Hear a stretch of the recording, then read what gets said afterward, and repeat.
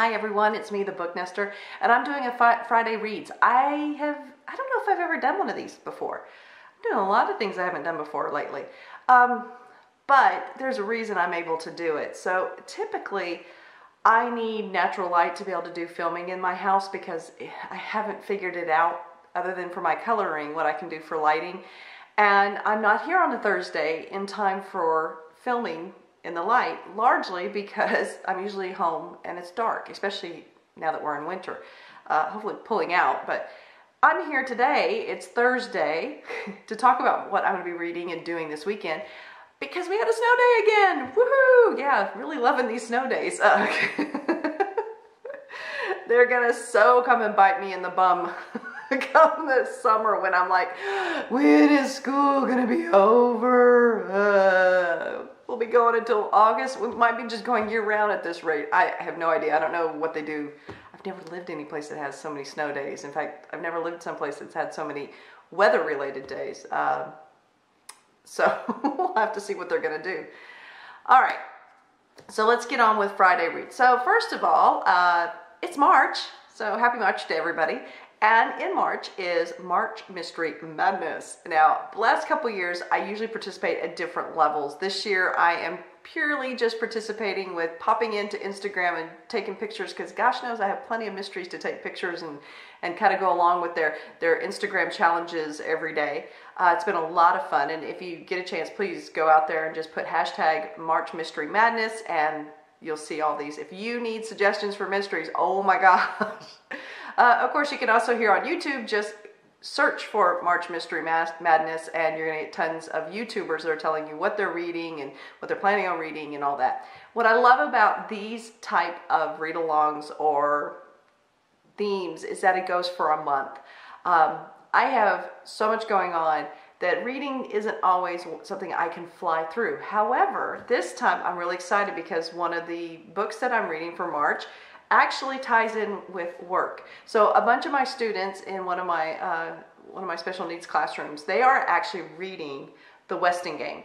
This is a Newbery Award winner, I think from like 1978, and it is a wonderful mystery, and it is a very well written mystery, and it's geared towards middle grade.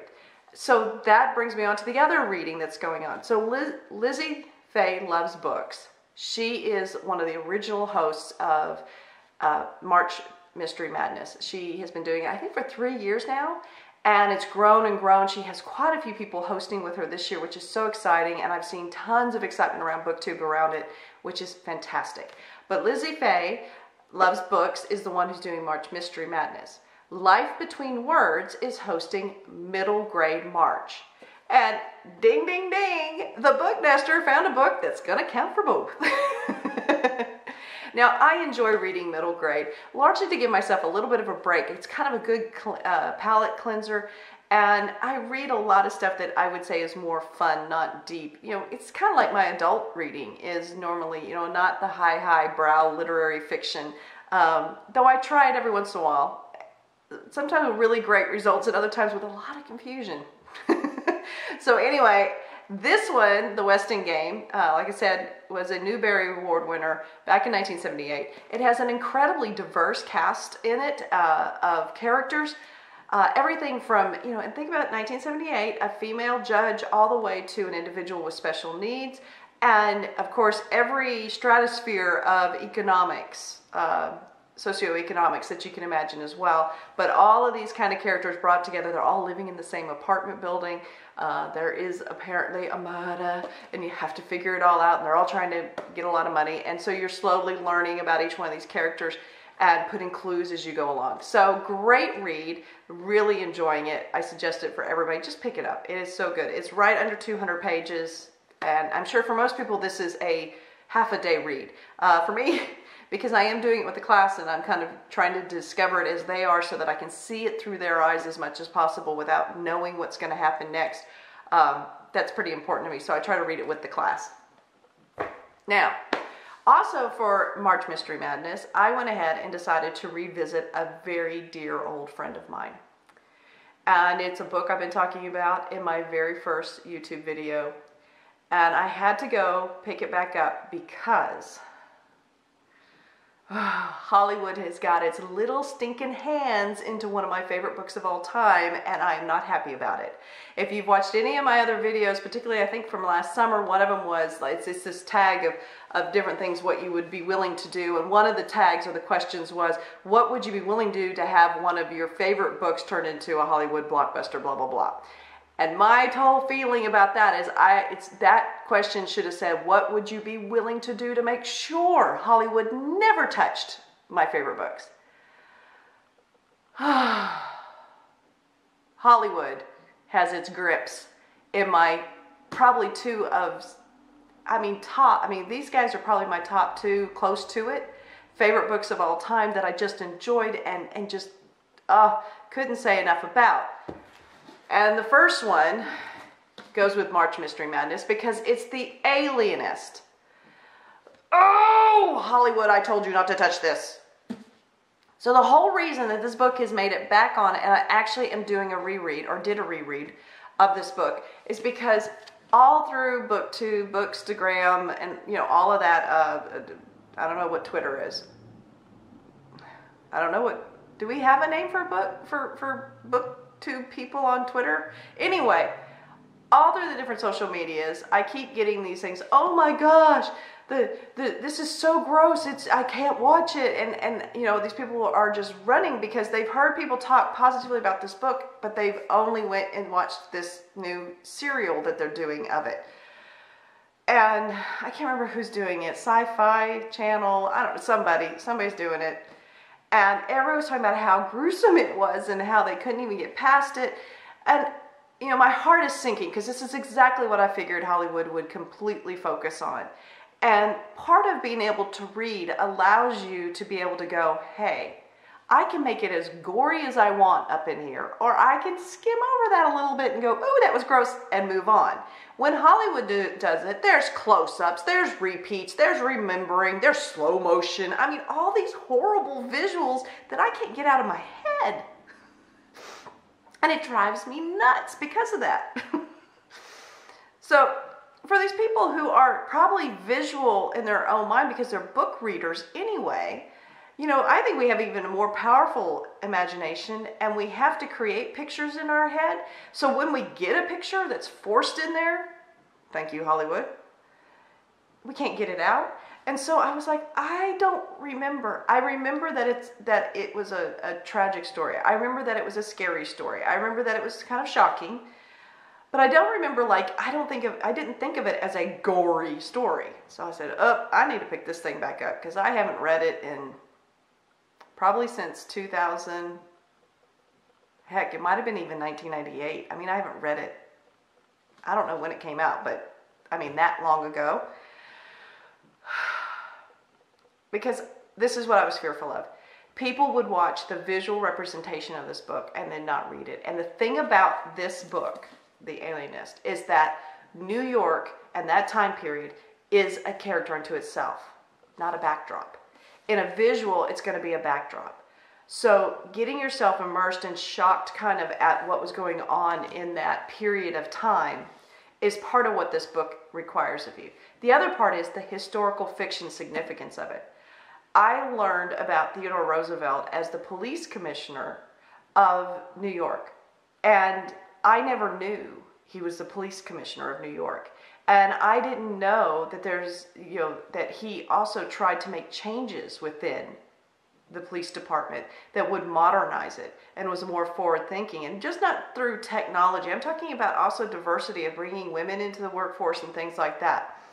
Also, I didn't, the griminess of New York at the time and the things that are there that are no longer there, and all of that was just really fascinating. And the pace of this book is fabulous. You just get going and you're trucking along. There is no ebbs and flows. You get chasing after this guy and you're going. So what I did is I didn't reread it. I listened to it. It's the first time I've ever listened to it.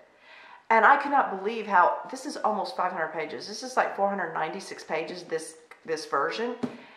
It flew by listening to, and it's because of that story, and you want to keep going and get that momentum.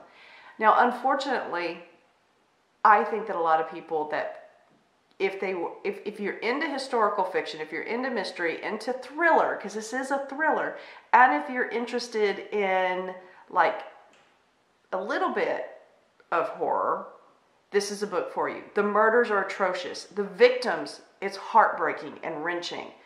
But that isn't all. You're learning this is the first steps of forensics. This is the first step of trying to profile the serial killers. And you feel the infancy of it. And you want to sit there and say, hey, go get Clarice Starling from Silence of the Lambs. She can help you with this. But all of that is fascinating. That's what makes this book so great.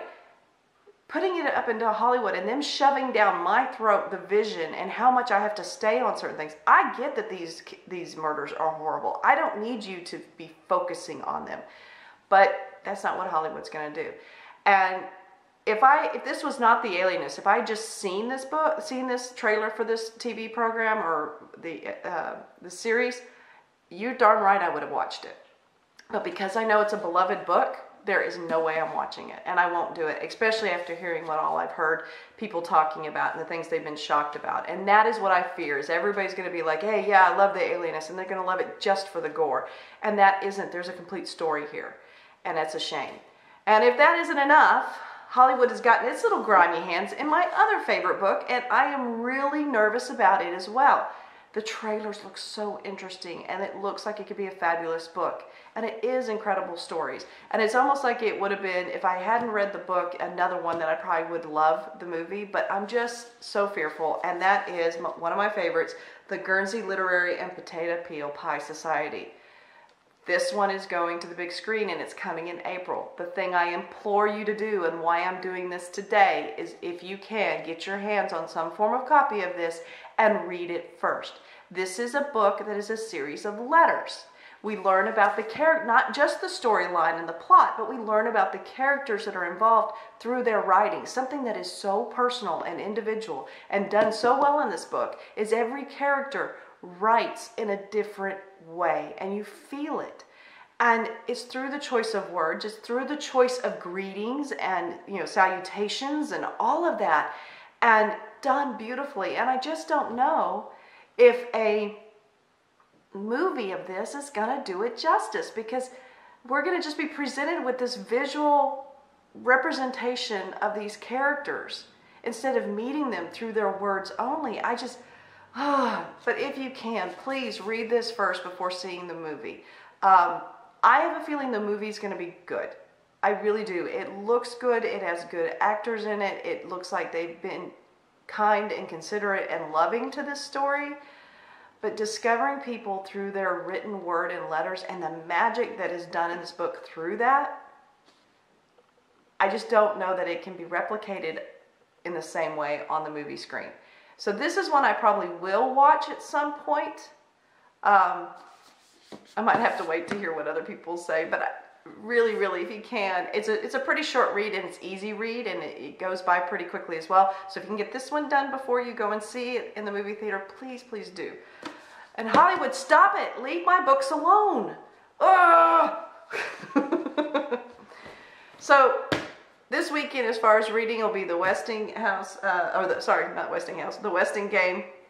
And hopefully finishing that one up, because I would like to finish up with my kids next week on that and kind of wrap it all up. My husband and my son are coming up this weekend, so I think it's going to be a lot of focus on them. We have some things to do here at the cottage as well, and there's some things I want to do, some physical things. I don't know if we're still going to have snow. They're talking about another nor'easter. I mean, we just, Senior Queen just came through and dumped a whole lot of snow. And I'm just like, oh, great. Spring's on its way, though, March 21st, right? Yeah, I think we're in for another nor'easter that may be coming. So, I'm loving the snow. It's absolutely gorgeous. Mother Nature did a beautiful job decorating today. But at the same time, I'm itching to get out in my garden. I'm itching to be sitting outside reading. I'm itching to feel the sun on my skin. But you know what? I kind of like seasons, because that's what they do. They make you look forward to the next season so much. And I kind of like that. It's something to look forward to and hope and keep going. So hoping for that. I do have some coloring that I've been doing. I've been working in a brand new book that I got. I'll just show you really quick. It's fairly new out. It is called Baby Dragons by Jade Summer. I is such a little kid's book. But these are the cutest dragons, and it's been fun. I'm trying a new technique. I'll probably do a little wrap up about some of my coloring, and so I'm working on a page in here as it is, and there's a new technique that I'm trying to do on the dragon's skin, there we go, that I hope to share as well. Don't know how much of that I'm going to be getting to do this weekend, like I said, because I am going to kind of have a full house, so that's okay. But then everybody will leave on Sunday, and I can get back to my little hobbies. But I'm looking so forward to everybody coming up and me getting to spend some time with my boys. I've missed them, definitely. We were supposed to see each other last weekend, but there was a giant snowstorm that came through and was causing all kinds of problems. What was that? Russell, Riley, Randall, I don't know. Some winter storm that came through, and that caused a bunch of problems, and I wasn't able to see my husband. He wasn't able to get up here, so hopefully he can squeeze in this weekend so that we can spend some time together. So I'd love to hear what you're reading and doing for the weekend. And you know what I always say, keep turning those pages. Thanks for listening, and I'll talk to you soon. Bye.